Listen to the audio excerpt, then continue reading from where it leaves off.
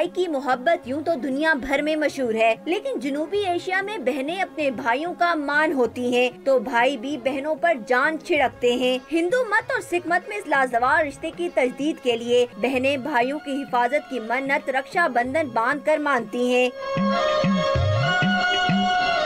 कलाई पर बंधा ये नर्म और नाजुक धागा बहन भाई के मजबूत रिश्ते की अलामत समझा जाता है। बाबा गुरु नानक की बहन ने उसको राखी बांधी थी, उधर से राखी का सिलसिला शुरू हो गया।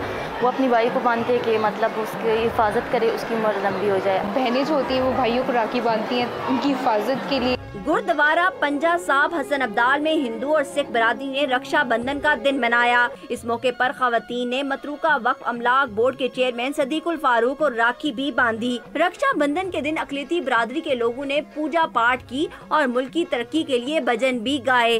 भाइयों की हिफाजत के लिए रक्षा बंधन बांधना इस खित्ते के कदीम बाशिंदों की सदियों पुरानी रस्म है, जिसे हिंदू और सिख बरादरी की खवातीन ने आज भी जिंदा रखे हुए है। कैमरामैन मुदस्सिर दाऊद के साथ वजिया खानी, डॉन न्यूज़, हसन अब्दाल।